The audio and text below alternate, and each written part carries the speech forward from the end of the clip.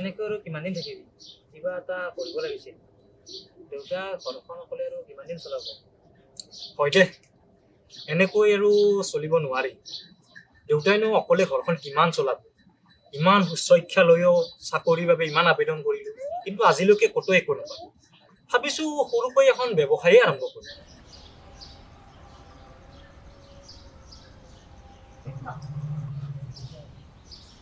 তহঁতচোন কি কৰি আছ ইয়াত? কিনো কৰিবি ভাই, চাকৰি বাকৰিটো পোৱা নাই। নিজে কিবা এটা আৰম্ভ কৰিম বুলি ভাবি আছোঁ ৰ। পিছে তই কি কৰিবি? ইমান চিন্তা কৰা নাই ৰ, চাকৰি এটা ল'ব লাগিব তাকে ভাবিছোঁ। আহোঁ দে।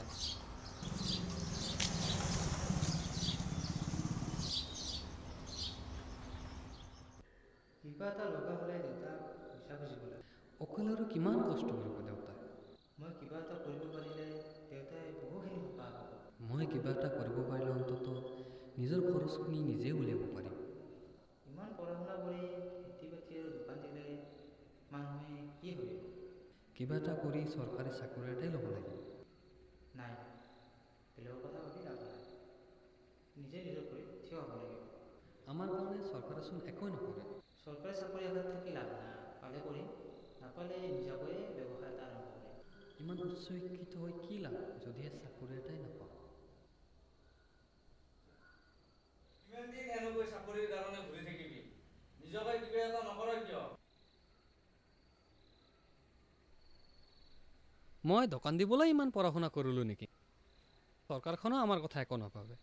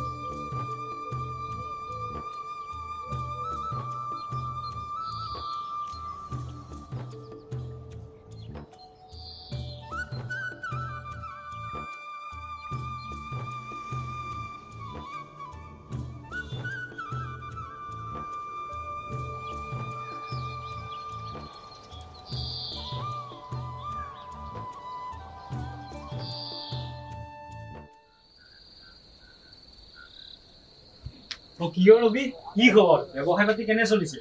ভালে আছো ৰ, ব্যৱসায় পাতিও ঠিকে ঠাকে চলি আছে। নিজেও চলি আছো, দুই পইচা ঘৰতো দি আছো আৰু। ঠিকে আছে দে, বিস্কুট এপেকেট দি আছো। দেখিছো, কেনে খবৰ? বাকী আজিকালি কি কৰি আছ? আছোঁ দে আৰু কিনো কৰিবি, চৰকাৰখনো আমাৰ বিষয়ে একো নভাবে। ইমানবোৰ চাকৰিৰ কাৰণে আবেদন কৰিলোঁ, ক'তো আজিলৈকে একো নহয়। চৰকাৰখনতে কাম নাই।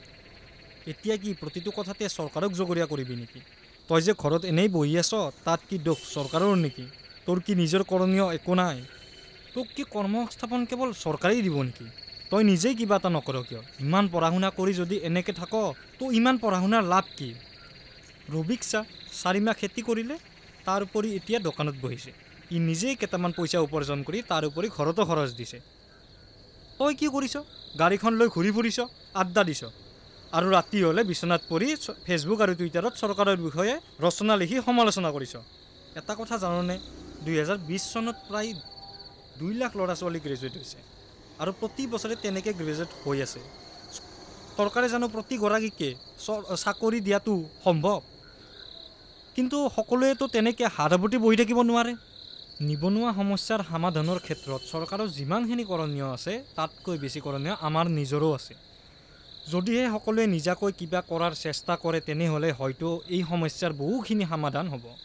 আমি চৰকাৰৰ ওপৰত নিৰ্ভৰ নকৰি নিজেই নিজৰ ভৰিত থিয় হ'বলৈ চেষ্টা কৰিব লাগে।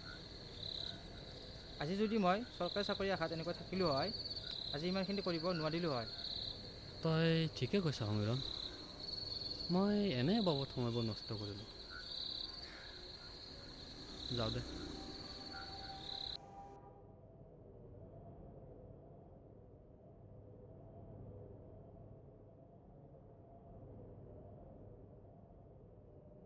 বৰ্তমান সময়ত নিবনুৱা সমস্যাটো এটা গুৰুতৰ আৰু ভয়াৱহ সমস্যা হিচাপে দেখা দিছে।